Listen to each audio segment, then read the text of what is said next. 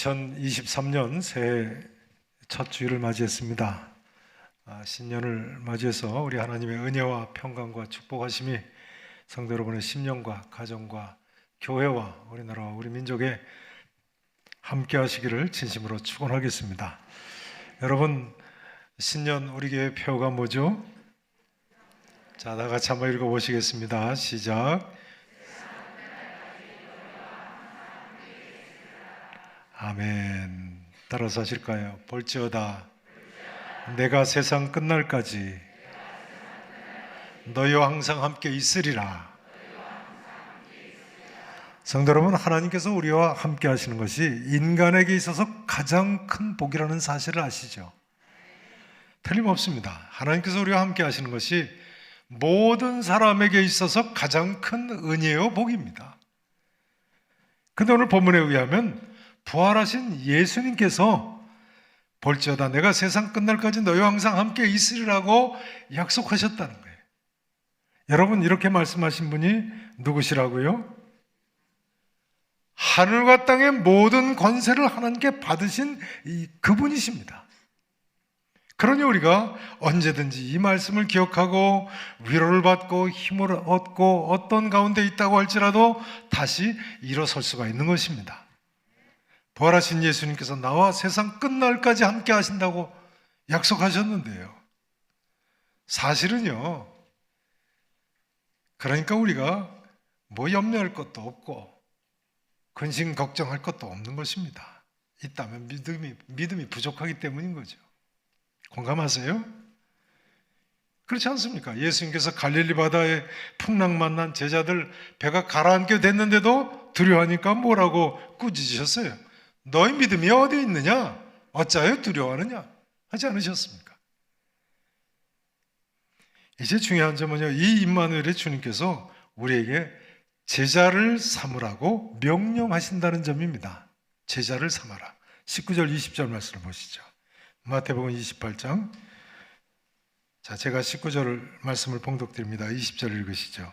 그러므로 너희는 가서 모든 민족을 제자로 삼아 아버지와 아들과 성령의 이름으로 세례를 베풀고, 읽으시죠.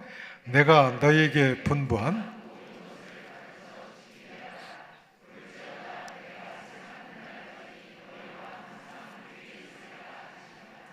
아멘.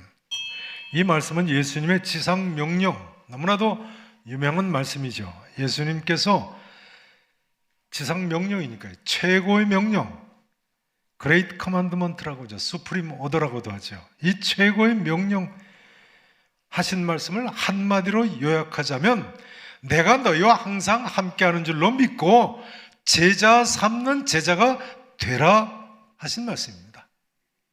내가 너희와 항상 함께하는 줄로 믿고 제자 삼는 제자가 되라. 우리말 성경에 보면 네 가지 명령을 하신 것 같이 보입니다. 첫째는 가라, 두 번째는 제자로 삼으라, 세 번째는 세례를 베풀라, 네 번째는 내가 너에게 분부한 모든 것을 가르쳐 지키게 하라. 네 가지 명령같이 보입니다. 그러나 성경 원문에 의하면 예수님께서 하신 명령 꼭 하나입니다. 제자를 삼으라. 죄송합니다. 한번 따라서 하실까요? 제자를 삼으라. 제자를 삼으라. 여기 제자를 삼는다는 것은 에베소서 4장 12절 13절에 나와 있는 표현으로는 성도를 온전하게 하는 것을 가리킵니다. 그러니까 제자를 삼는다는 것은 예수님처럼 되게 하는 것을 가리킵니다. 예수님처럼. 사도 바울의 표현을 빌리자면요, 그리스도의 장성한 분량이 충만한 데에 이르게까지 하는 것, 그것을 가리킵니다. 이제 이 질문을 드리지 않을 수 없습니다. 여러분은 예수님의 제자이십니까?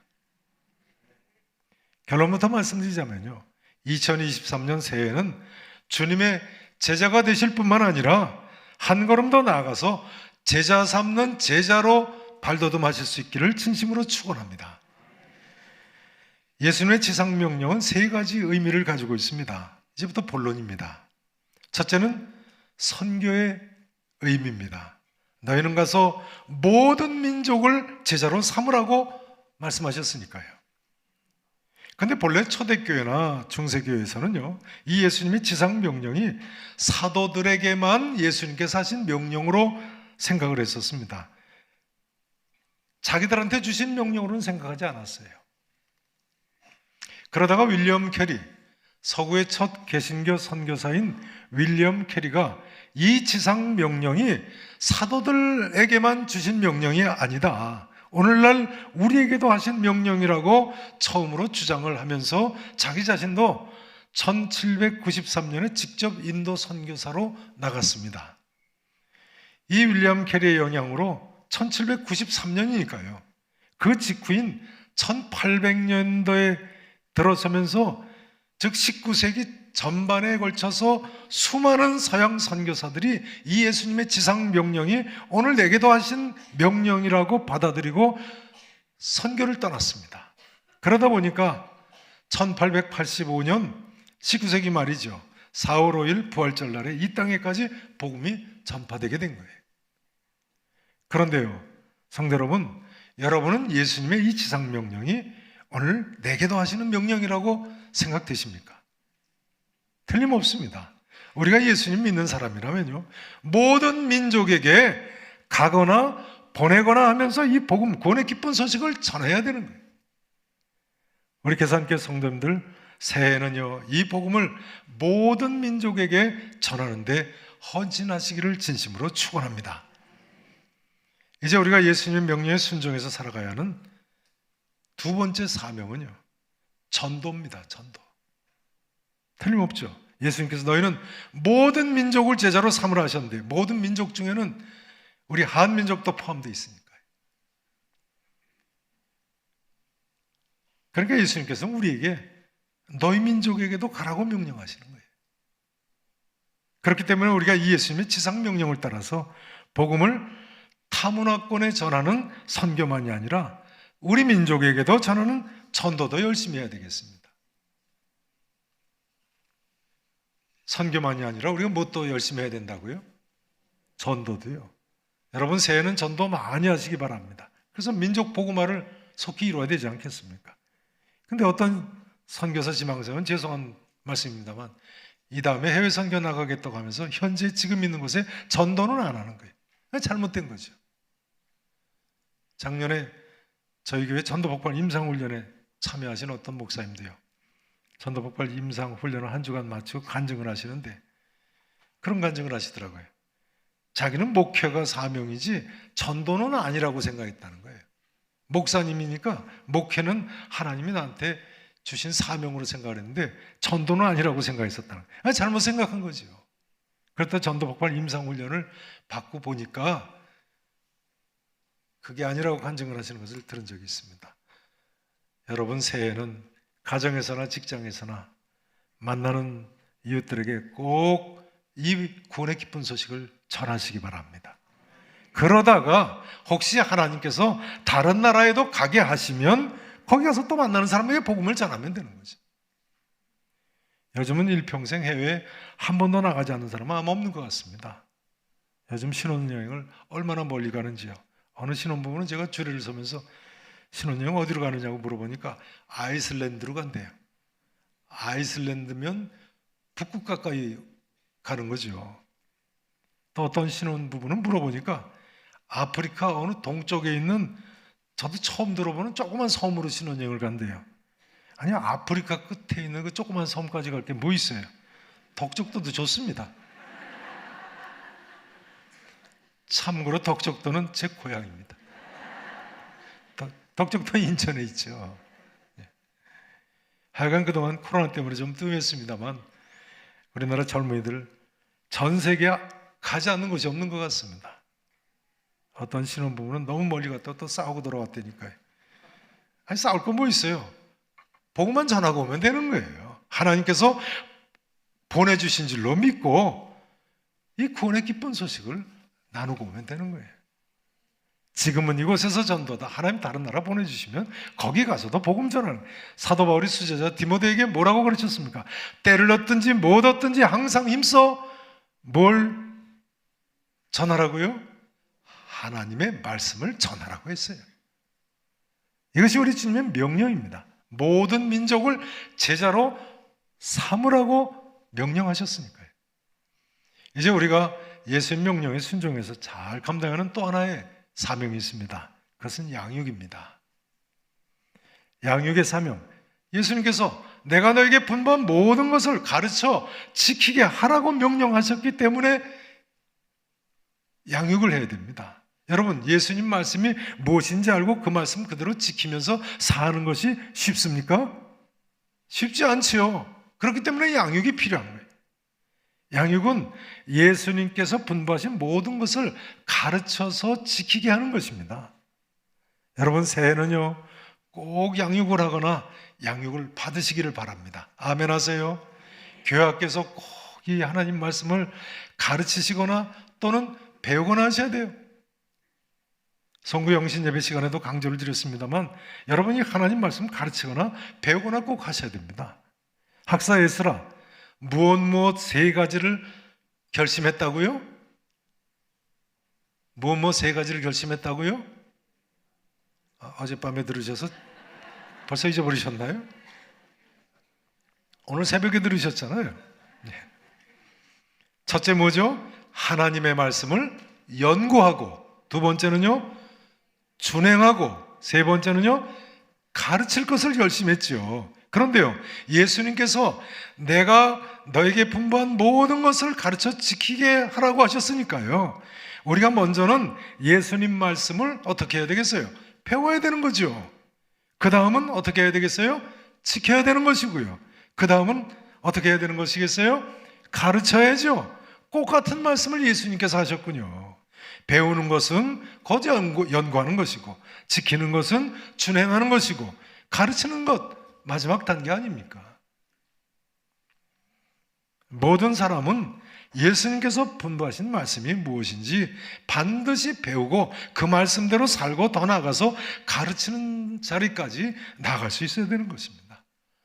한번 따라서 하실까요? 전도하자, 선교하자, 양육하자, 배우자, 연구하자, 지키자, 준행하자, 가르치자.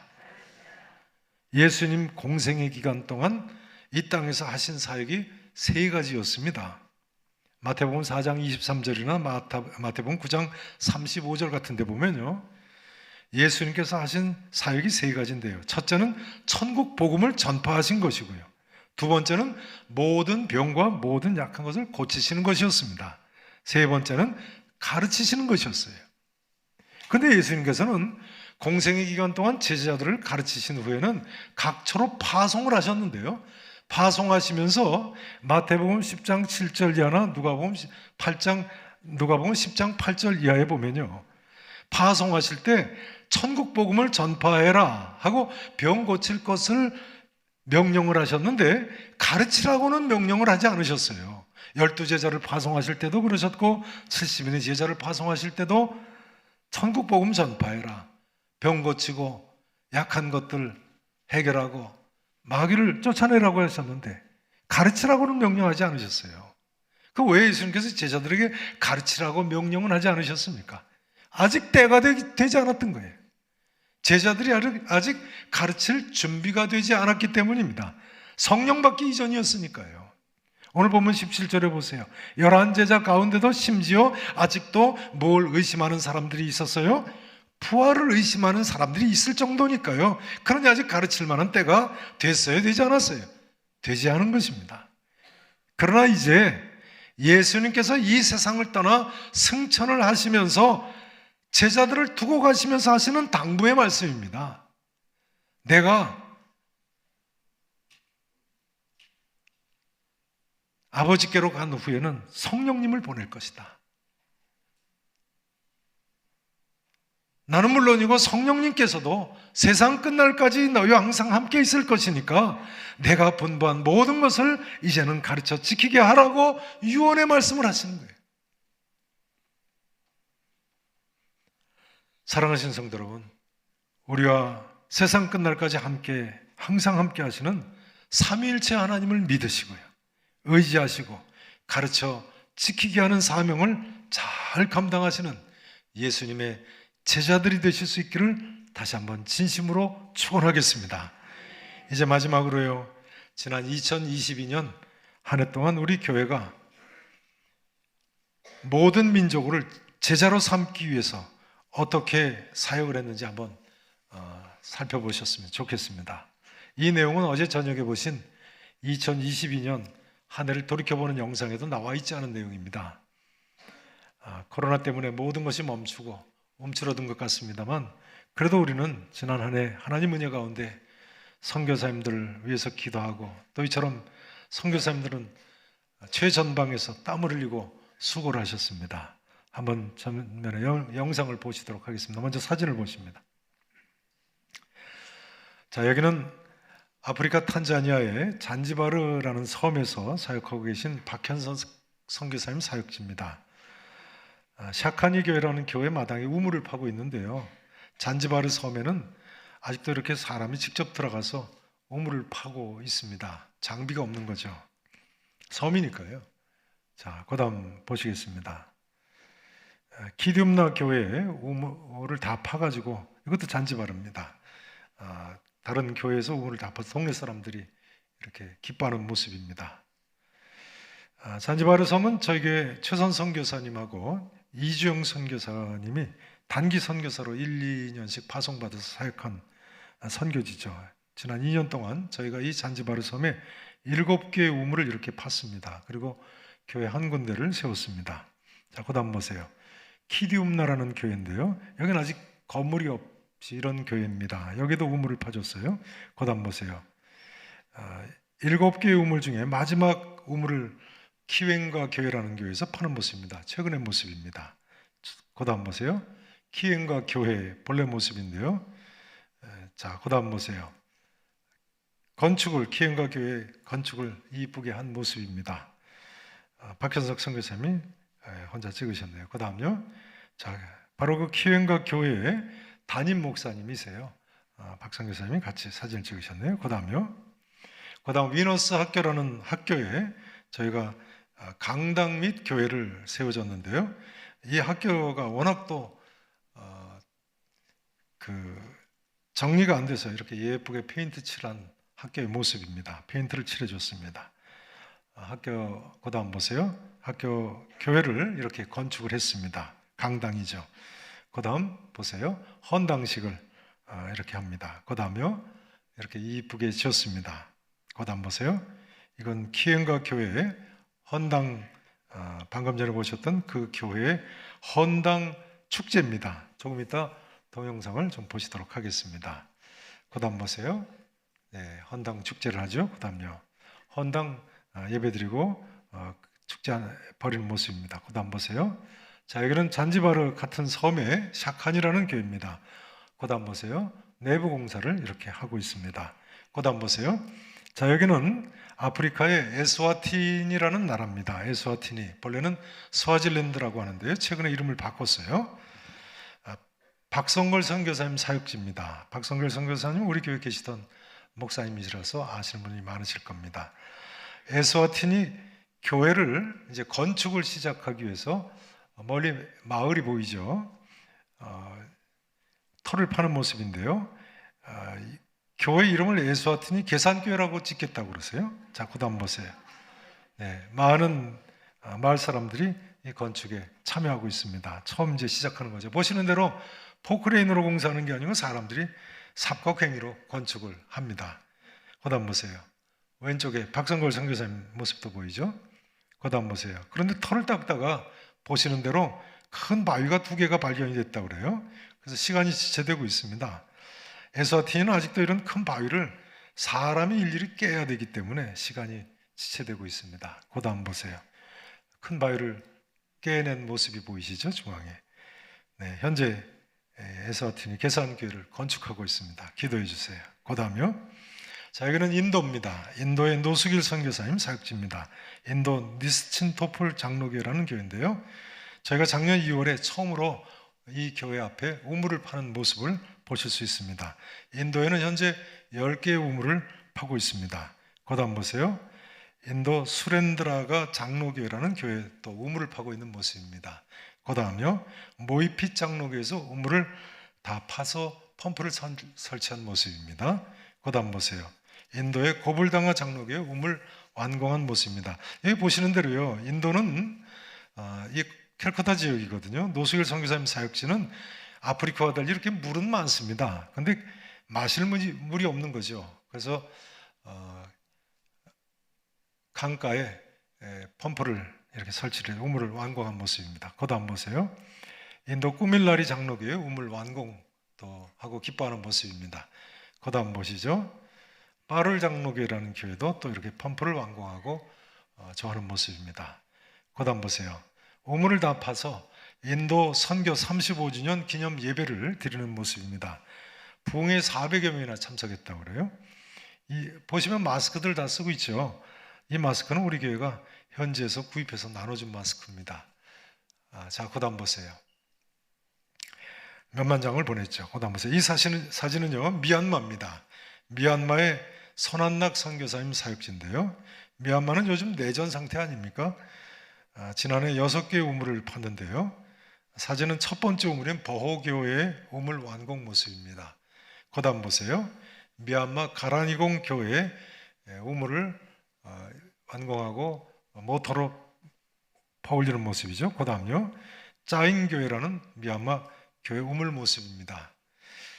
미얀마 역시 우물을 팔 때는요, 사실은 물은 미얀마도 많습니다만 마실 물이 없는 거예요. 특별히 내전 상태가 되다 보니까 전기나 수도가 이제는 끊겨가지고 좋지 않아서 다시 우물을 파기 시작을 해서 이렇게 우물을 파주고 있습니다. 자, 그 다음 보세요.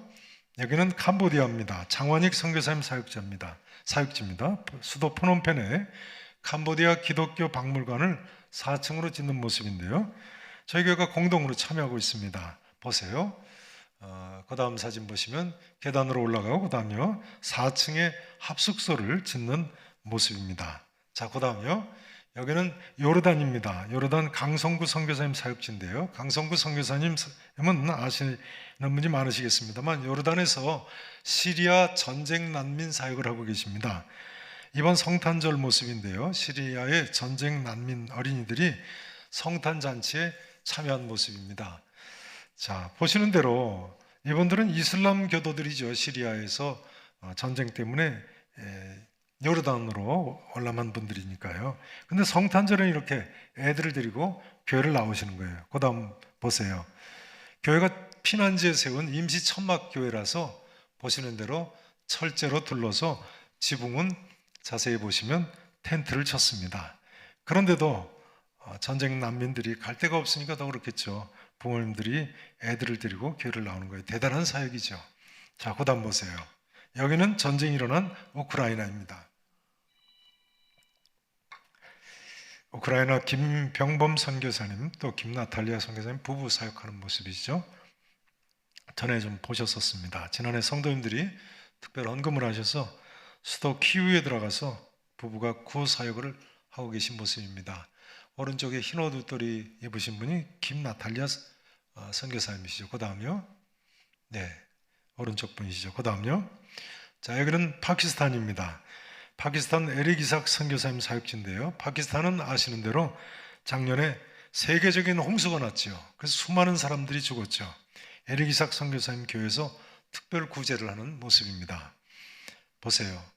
그 다음 사진요. 머리에 히잡을 쓰고 있는 걸 보니까 이슬람 교도들이죠. 그 다음 보세요. 교회가 참 좋은 데입니다. 이렇게 와서 받아가고 있습니다. 그 다음 보세요. 네, 이렇게 마을 잔치를 하는 거죠. 구제 잔치입니다. 그 다음 보세요. 자, 여기는 다시 아프리카의 탄자니아의 이영권 선교사님 사역지입니다. 작년에 이영권 선교사님 사역하는 중학교에 저희 교회가 화장실을 새로 지어드렸습니다. 본래 화장실이 너무 지저분하다고 헐라고 교육부에서 연락이 와서 통지가 와서 저희가 헐고 새로 이렇게 화장실을 지었습니다. 이 중학교는 우리 교회 이순아 선교사님하고 이루리 선교사님이 단기 선교사로 1, 2년씩 사역한 사역지죠. 또 우리 교회 중고등 영어 성경부를 지도하는 이요엘 선교사님 사역지기도 합니다. 자, 그 다음 보세요. 화장실을 완공하고 기념 촬영을 하는 모습입니다. 이효엘 전사님은 아마 이 학생들 다 알 겁니다. 화장실이 얼마나 깨끗해졌는지 좀 이따 동영상을 보시겠습니다. 그 다음 보세요. 자, 여기는 탄자니아의 또 다른 선교지인 김병국 선교사님 사역지입니다.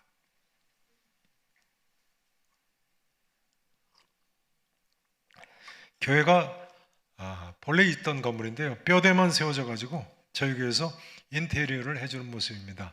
5개 교회를 인테리어를 해줬는데요, 그 중에 한 교회 인테리어 공사 모습입니다. 근데 사진에 보시는 저 공사를 하는 분이 이 교회 놀랍게도 담임 목사님이십니다. 탄자니아에서는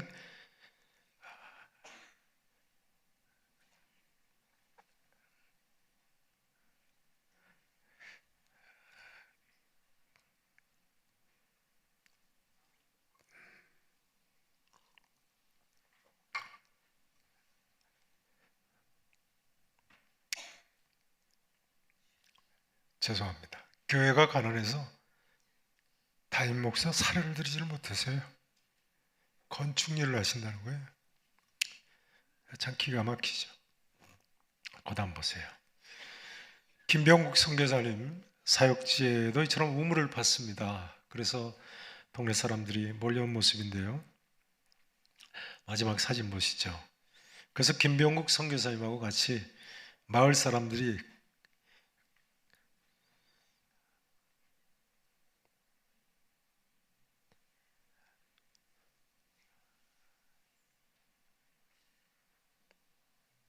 계산교회에 감사하다고 글을 들고 서 있는 모습입니다.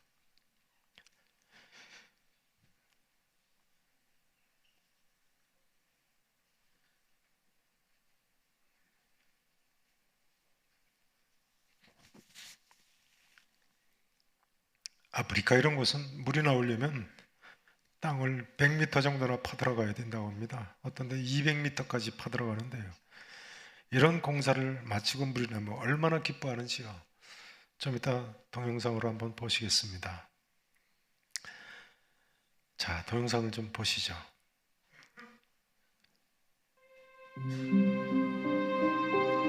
자, 중학교 화장실, 더러운 화장실의 모습입니다. 저는 저길 가봤습니다. 얼마나 모기가 새까맣게 붙어 있는지요. 그 모기의 30%가 말라리아 모기라는데요, 화장실을 들어갈 수가 없습니다.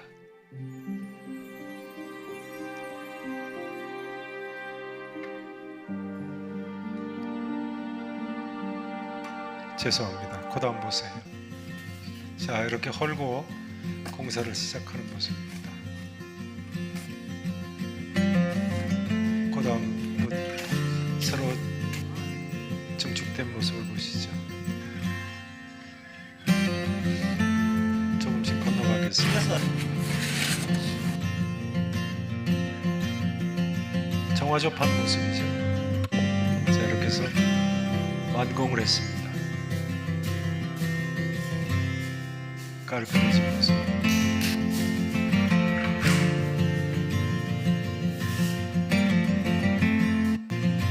자, 이렇게 세면대도 설치하고 아주 깔끔해졌습니다. 그 다음 감사하다고, 아산 때 감사하다는 말인 것 같습니다. 땡큐. 학생들이 저렇게 팻말을 들고 있습니다.